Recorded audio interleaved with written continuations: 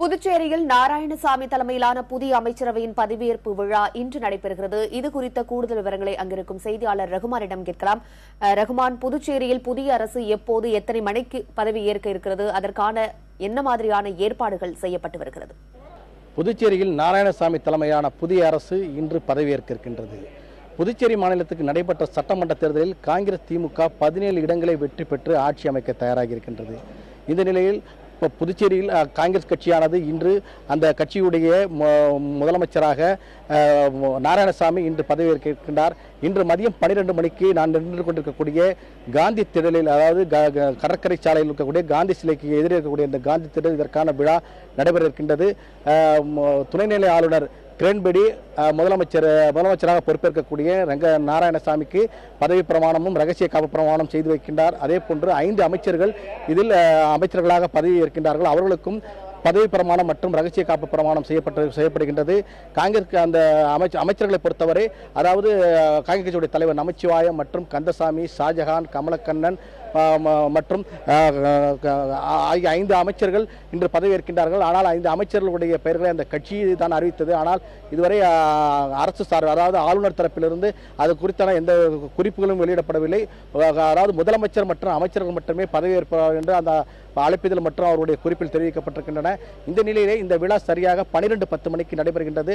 இந்த விழாவுக்கான ஏற்பாடுகளை புதுச்சேரி அரசு துறை செய்து வருகின்றது.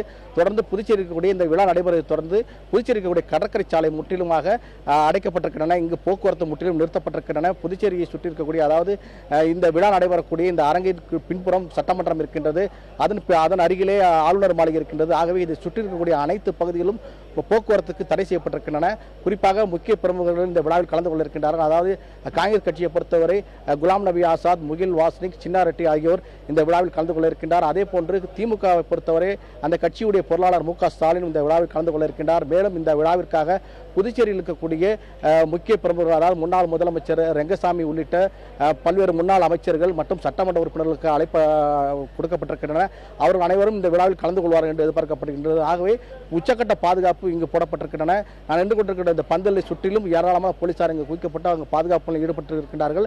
இந்த விழா சரியாக 12:10 மணிக்கு தொடங்க இருக்கின்றன. இந்த விழாவிற்கு அழைப்பிதழ் இருப்பவர்கள் மட்டுமே உள்ளே செல்ல முடியும். அது மட்டும் இல்லாமல் அனுமதி அட்டை வைத்திருப்பவர்கள் மட்டுமே உள்ளே செல்ல முடியும் என்று அறிவுறுத்தப்பட்டிருக்கிறார்கள். மேலும் பொதுமக்கள், அதாவது குறிப்பாக இதுவரை சட்டப்பேரவையுடைய வரலாற்றில் இப்போதுதான் முதல் முறையாக பொதுமக்கள் முன்னிலையில் இந்த பதவியேற்பு நடைபெறுகிறது. இதற்கு முன்னால் ஆளுநர் மாளிகை மற்றும் ஆளுநர் மாளிகைக்கு அருகிலே இந்த விழா நடைபெற்றிருந்தது. இந்த முறைதான் இந்த பொதுமக்கள் முன்னிலையில் இந்த விழாவானது நடைபெறுகின்றது. அது மட்டுமல்லாமல் இந்த நான் நின்று கொண்டிருக்கக்கூடிய இந்த அரங்கிலே கிட்டத்தட்ட 1000க்கும் மேற்பட்ட இருக்கைகள் போடப்பட்டிருக்கின்றன.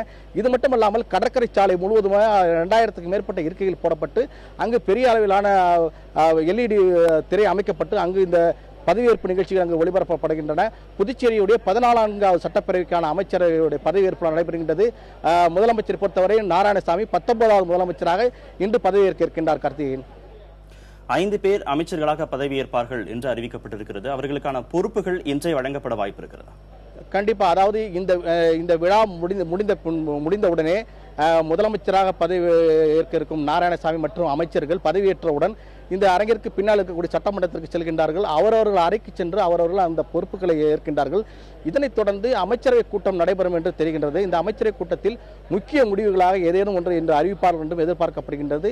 இதனைத் தொடர்ந்து இன்று மாலை, அதாவது எந்தெந்த அமைச்சர்களுக்கு எந்தெந்த இலாக்கா ஒதுக்குவது குறித்து முதலமைச்சருடைய குறிப்பாணை ஆளுநருக்கு அறிவிக்கப்படும்.